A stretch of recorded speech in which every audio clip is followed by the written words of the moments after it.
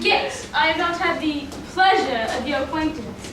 Be seated, if you please. I beg your pardon. What you say is very well founded, and I understand that my impatience has its heels in my politeness. I come at the insistence of your colleague, Dr. Jeckyl. I understand that you have received a letter from him instructing you to remove the contents of a drawer from his laboratory. I must have it at once. Do you have the drawer? That is, sir. Compose yourself, sir, and kindly remember that you are in the home of a stranger. Do you have graduated glass?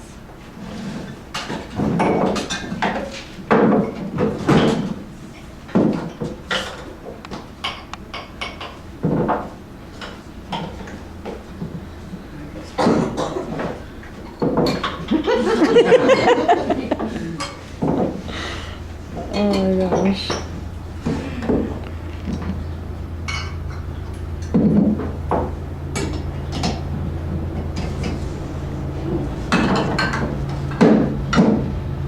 And now, to settle what remains, will you be wise?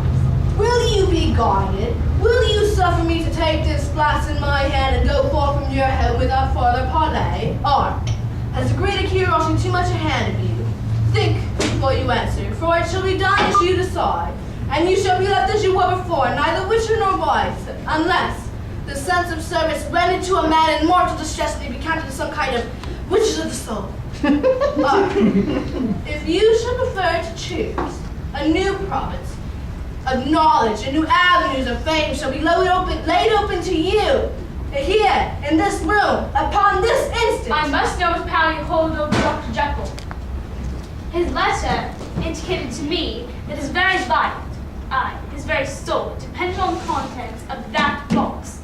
What have you done with Jeckyl? Be witness to the next event and know, or refuse and remain innocent.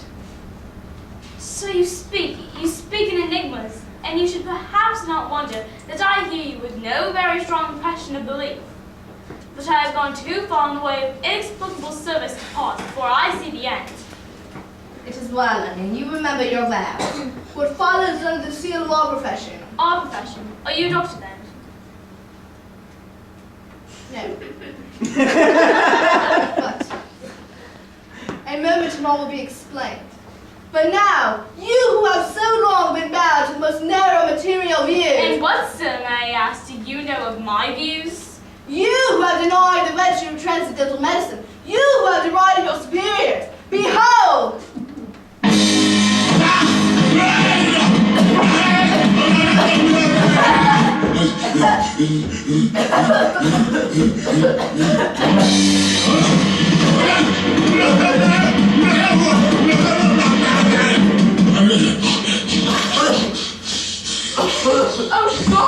Oh God, what have you done? What horrible man are you? Be still, Nanny, and I need but a moment and I will explain all. Confound your explanations! Heretical damnation is always left of you and your scientific blasphemies. Of course. Naturally, you are incensed at the idea that I have traveled farther than you have. This discovery is perfection personified. I have discovered how to put off this earthly flesh and abandon sin in another, only to live a new life, a clean life, fresh and free of sin. Scientific blasphemies! And who, may I ask, is your embodiment of sin? What wretch have you created so that you, Henry Jeckyl, may be free of hell's fire? None other than Edward Hyde. Edward Hyde, hated and despised, wanted for his life at the end of a rope, murderer of Sir Damas Carew. Hyde?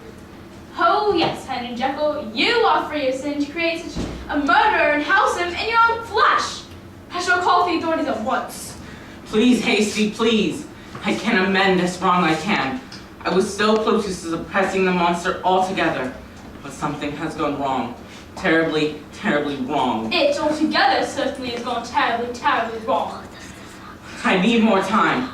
I can make right of it. Hyde hates me. He only uses me to avoid the terror of the gallows. If all else fails, I can destroy him with my own hands. By which means? Suicide? If necessary. To add sin upon sin? If it be sin to destroy a murderous monster, then yes. But it will not come to that.